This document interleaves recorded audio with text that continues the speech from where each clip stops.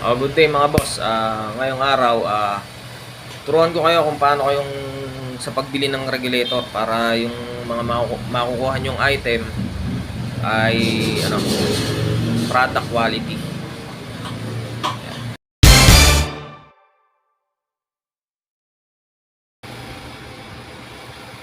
Good day mga katangke. Tip lang sa pagbili ng regulator. Dapat kung bibili ka ng regulator, merong ganito, ayan. Certified product quality. Ibig sabihin yan, dumaan yan sa testing ng DTI, BPS. Dumaan sa testing yan. Yung BPS, yung Bureau of Philippine Standards. Yan. Nandyan din yung license number niya, yan. Q5286. Yan yung ano niya, yung license ng manufacturer. Pwede mong, syempre, pagka may mga ganitong urig, may mga peke din yan. Pwede mong i-verify kung legit yung ano niya, yung license number sa website ng DTI BPS. O kaya tumawag ka sa hotline na 1384. Yan. Na i-verify yan kung fake ang ano niya, yung logo. Ito yung logo niya. Check na may globe. Yan.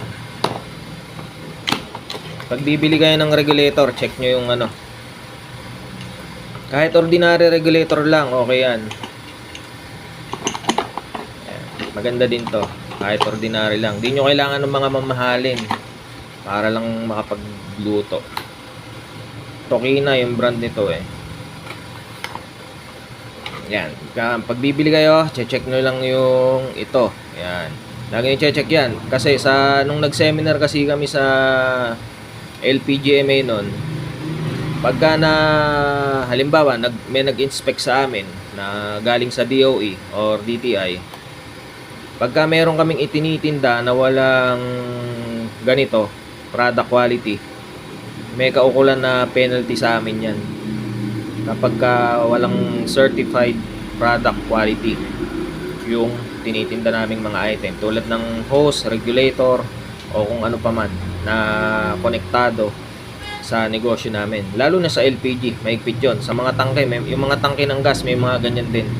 Ibig sabihin, kapag may ganito yung isang produkto, rehistrado siya sa DTI. Importante yan. Thank you.